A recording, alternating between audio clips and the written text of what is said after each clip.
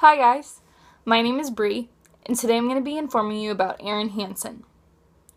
Erin Hansen is a poet. She is 20 years old who lives in Brisbane, Arizona.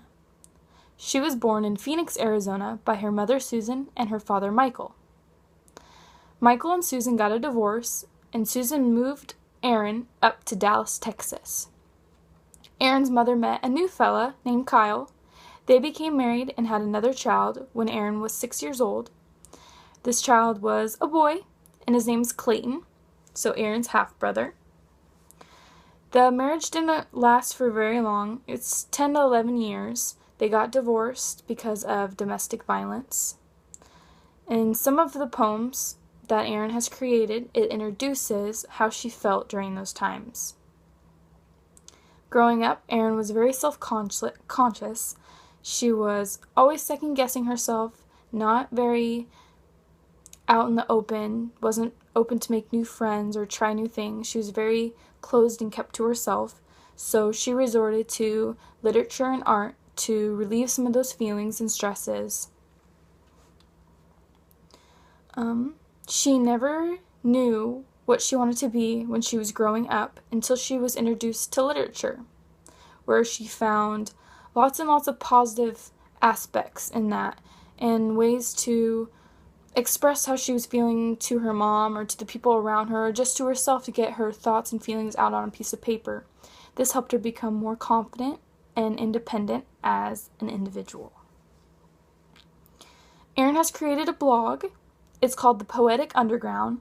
She has had 500,000 views since 2014, which may not be a lot to some people, but it is a lot for a young 20-year-old poet in today's time.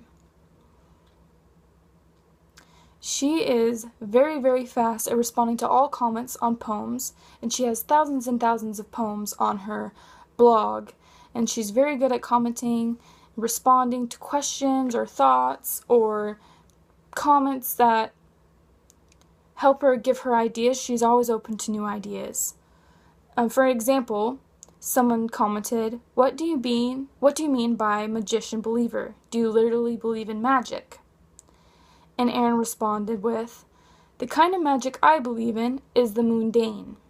Noticing dust notes, dancing in sunbeams, waking up before the world and finding it covered in a blanket of fog, the way the wind goes wild before a storm passes through. Call it magic or gratitude or the little things, but it is the things we often miss while we're rushing around trying to prove ourselves to the world.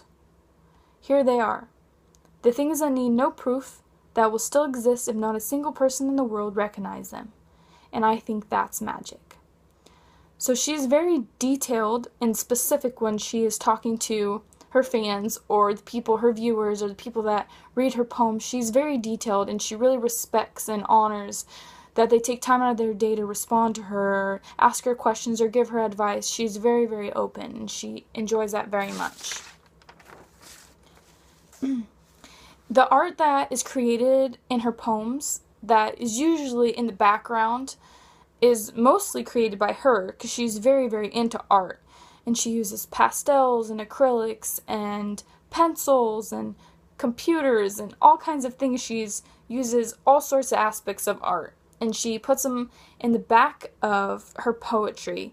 Whether she types her poems or prints her poems or hand writes them, she uses all kinds of ways to help the reader understand what she's talking about.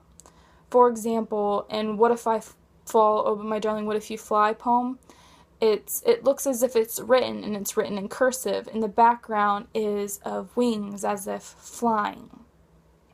So she does that to help the reader perceive what exactly she is talking about. She uses loads of personification and alliteration and metaphors and similes. For example, she writes in one of her poems, have you ever heard a planet hold its breath before a storm? And I'll repeat that. Have you ever heard a planet hold its breath before a storm? That's a great example of personification. In almost all of her poems, she uses some sort of personification. She's very interested in nature and moons and rocks and waters and waterfalls and trees and all kinds of nature aspects, but also people aspects and feelings and food and all kinds of just random things, categories of all sorts.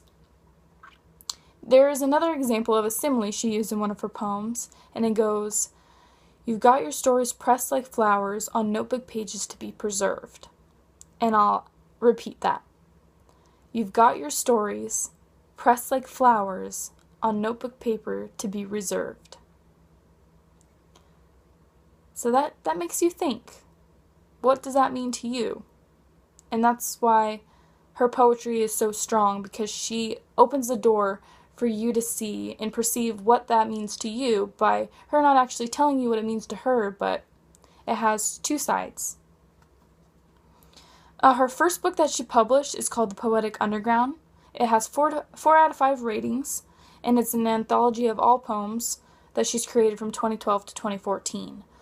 She has published 3 books. All of her books are anthologies of her poetry.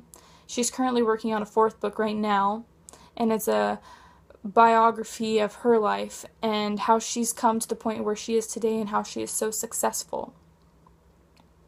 Her second poem is called Voyage.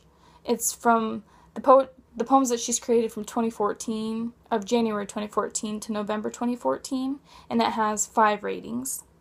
She just published a book recently, March of 2016, and it's called Dreamscape.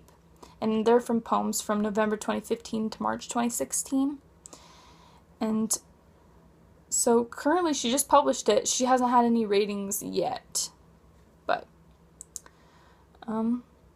yeah, I hope you guys enjoyed. She's going to continue to work on her poetry and live life. She's still young, so I'm sure there will be a lot more books out and available for you to check out or discover if you'd like.